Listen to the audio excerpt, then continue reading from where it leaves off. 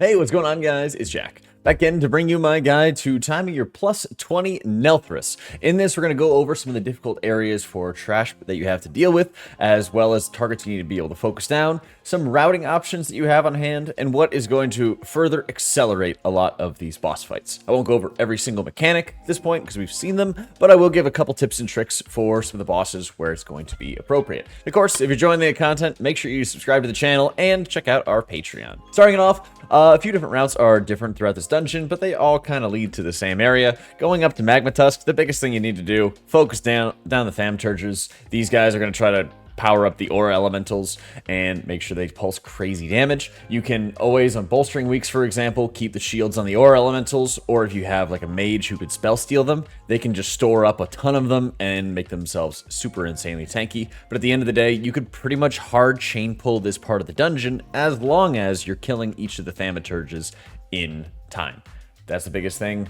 Laser it down, keep on chain pulling up to Magmatusk, and you'll be in really good shape. And keep in mind, Magmatusk also does have some RP, so as you're moving up the stairs, you should try to move to the top of the stairs to activate RP before killing off the trash mobs, then instantly engage with the first boss.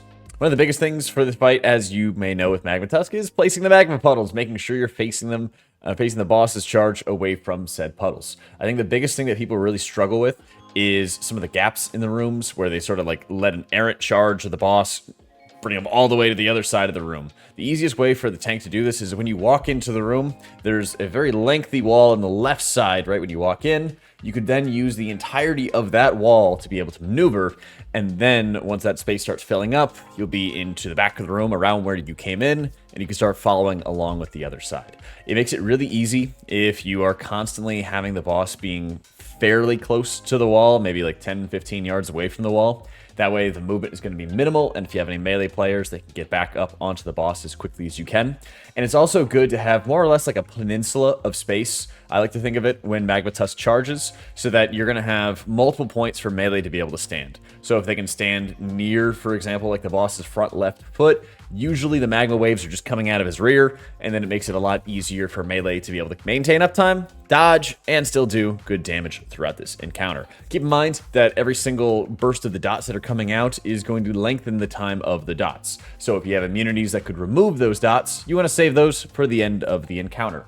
Certain healers like Disc Priest do a lot better in execute range with healing. In this type of encounter, you want to make sure that you're expending mana early, and then using cooldowns, and of course your execute damage, which results in more healing later on in the encounter to be able to deal with these lengthier dots as well. So how you space out those cooldowns and defensives always is going to matter, and the more that you're weighing them towards the end of the encounter, the easier this fight's going to be to down, even on Tyrannical. While the trash to Magmatusk was not that deadly, except for the Thaumaturges, a lot of the trash on the way to Chargath can kill you, and this is where a lot of groups will wipe when it comes to fortified weeks, or to overpulling on Tyrannical. This is an area where you can also make up the most time, so we're going to go over a few of the different mechanics at this point. If you'd like to play safe, get big IO, just pull a maximum of 2 hunters, the Kalashi hunters. They like to jump on players, apply a bleed, and then they have this very small void zone to dodge for their like pinning spear that they drop. If you get hit by it, it'll like pin you to the ground. It's very annoying. It deals a little bit of damage as well. So spot healing is insanely important, and the prio target should always be onto these hunters. But this is also an area where you could save a ridiculous amount of time if you're sharp. The burning chains, and you're going to see them with basically like a dragon skull on top of them. They appear at 2 different places on the hallway towards Chargath. After Chargath, there's 2 more that follow. With this, you're going to be able to grab the chain. You instantly get like a 3-minute debuff where you can't grab another one, and then you drag the chain through enemies, and the first enemy it passes to will trigger an AoE explosion, dealing damage. I believe it also stuns the enemies, and it also deals a crazy amount of damage to your allies. So with this, it is ridiculously important that other people are not in melee when you're detonating this chain. What I like to do is have, ideally, if you have like a prop pally, that's a really easy way to do it, because they can just bubble taunt, click the chain, horse, and then drag the chain through all those enemies. It explodes, you deal a ton of damage, and they could also do it again because they didn't receive the perma debuff. I'm not sure if there's a cap to how many chains you could drag through the enemies, or if there was just some oddities that were going on with it. But pretty much every single time that I detonated this, even as a priest, I try to make sure I had like as much range as I possibly could have, but I would always still take damage. So when I was doing this on fortified weeks, I'd be able to fade Desperate Prayer, run them through all the enemies and still survive, but it was a little touch and go. It was a little close onto that one. So I believe it's everything along the length of the chain will trigger a detonation and deal a lot of damage. So classes with immunities are always going to be preferred. And we found that using your immunity first, clicking the chain, and then dragging it through the enemies is the optimal way to do it. And again, if your tank can rally all these mobs together and execute it very quickly and easily, your tank can just sit there tanking the mobs while somebody with an immunity can just drag the chain through, and you will gain a crazy amount of time while doing this. I'd heavily recommend before you start going into your 20s to practice this on a lower key so you kind of get it down pat. Chargath, of course, very similar mechanic when it comes to the chains. The biggest thing to know in this fight, especially as a DPS, is that when you get the chain thrown at your character, you do not take any lingering dot damage from just having a chain on you. You will take damage from sitting in the flame puddle that the chain applies, but once you step out of that, the only damage that goes out is going to be for snapping the chains. And so as a result, the tank has particularly large control over the damage that's going to happen into the group.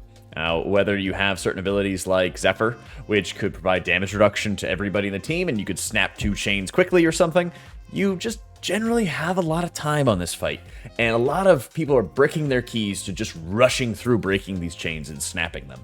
Especially if you're pugging and you're tanking, take your time breaking the chains. It's very popular for people to make a line, and then the tank has an easy time to just run through one chain at a time. Keep in mind, you're not taking any extra damage by snapping these chains, other than just the dot damage that goes out onto everybody. Play safe, get big IO, take your time snapping these chains, and you're going to be in very good shape. Going on to Gorek, the Forgemaster. This trash also can kill. There's a lot of easy ways for players to die. There's also a lot of trash saves, once again, like we talked about with the chains. If you skip through that, go back to the trash on Chargath chapter, where we talk about that pretty in-depth. Using the chains to be able to kill the mobs, wonderful way to be able to save time and make this dungeon a lot faster. Now, once you get through those, you have to go up a spiral staircase, and there's a hunter that's asleep on the stairs. Just walk around him, and you don't actually have to pull him, and he will not aggro you. Once you get to the top of the stairs, there's a lot of lava flares. On fortified weeks, or if you just overpull, or if you're running a really ranged heavy composition, and you don't have a lot of interrupts, these guys can be extremely deadly. The melt cast that they do, they just chain cast 24/7. And it's very easy, and I've seen it multiple times in the Fortified Week, where somebody gets double tapped with 2 flare cast onto them, and they're instantly dead. If you have a lot of kicks, go wild. Just kick as many as you can. If you don't, avoid pulling as many of these as reasonably possible. There's a few times where you just kind of pull 2 at a time. That's okay. I've seen some groups pulling like 4 and easily dying to just melt casts 24/7. There's a few other like the bone casters that'll put like dots and bleeds on players, but those are very manageable as long as you don't pull too many flares. One mistake players make is not pulling the Iron Torch Commander. This guy is actually very good percent. It can be kind of dangerous when bolstering week is around, and we did end up dying because of bolstering specifically, but when you don't have to deal with that week, or you actually play bolstering properly, pull the Iron Torch Commander and the lava bearers that are marking the sort of exit out of Gorek's room. Pull all of that and any flares or nearby enemies that you're comfortable with, and you have an extremely good and effective percentage pull. With this, you're going to be having to run around between a lot of void zones, and there's some healing required, but I would actually argue that it's safer in some aspects as long as you have the melt kicks. It's actually safer than pulling a few too many of the hunters down towards Chargath's room. Otherwise, minimize the lava flare pulls. Don't pull any of those large flame monstrosities as you go into Gorek's room. The blacksmith deal a decent amount of damage, so it's kind of difficult to chain pull those guys together, so keep an eye on that. And then go in and fight Gorek. One of the largest things to keep in mind with the Forgemaster is he always cycles through the same abilities in the same order on repeat. There's no surprises that happen on this encounter. There's just very easy ways to fail and have mistakes due to poor planning, okay? It is also really easy for healers, especially if they play Goblin, like I know from experience, to get line-of-sighted, which I hate so much. So make sure your healer is standing on that sort of stage and the platform, not too far away from the melee. You can have like the melee on like the south side where the anvil is, and the healer on like the north side where you entered in from, still on that stage. Range can be standing further in the back of the room because they don't need to be super close unless they're healing for the AoE damage as he's pounding away onto his forge. Keep in mind, melee, just move your hammers away from each other, away from the healer, so that you're not spreading them around. Range, do the same thing. The boss is going to go AoE damage at the start of the fight. The Aegis hammers, which are putting dots onto all the players affected. Spawning more void zones from the storm. His tank slam. And then the actual like forge storm that's going around. And then he'll switch into his AoE. It's 5 mechanics, same order every single time, so that you know what you need to be able to prepare for. The biggest thing in this encounter is making sure you are healing through the AoE into throwing those hammers at all those players. And so you should always be making sure you're using a defensive as the anvil slam goes down, so you're as healthy as possible if you get selected by the hammers. Once you kill Forgemaster, you should have already killed those lava bears that mark your exit, and then you will have to fight the bird and some of these like larger mobs that are blocking the way to Warlord Sangrah. If you have killed enough to trash percentage, which I'd always recommend if you're planning a route, this would actually be the area where you want to skip trash. Whether it is using distract, you can also lock gateway around the bird who is sort of like blocking your gateway. I've not yet tried shrouding just past the bird in and of itself, but if you're able to use a lock gateway in particular, that's fantastic. If not, the trash percentage is kind of middling in terms of its efficiency, and at the end, I would try to skip as much as you possibly can, because the mobs are difficult to chain pull, and they just have a lot of health on their own. When it comes to dealing with Warlord Sangrah, the final boss, you ideally want to make sure your group has a Curse to Spell, if at all possible, but even if they don't, the healing check is not really that terribly high. The biggest thing on this fight is just making sure you're picking up relics as early as possible, even if that means that your healer has to be doing more in terms of the overall healing. Having to deal with the large damage from like molten golds is easily dealt with if you have like tank externals on hand or just good single target healing. These molten golds should not be too terribly impactful. The biggest thing is making sure people are grabbing relics, one, and also people can stack relics. You can just hold on to multiple relics without increasing your dot damage and then be able to fire them off in quick succession. The important ones to know about is that the wand is the primary ranged relic that you can pick up.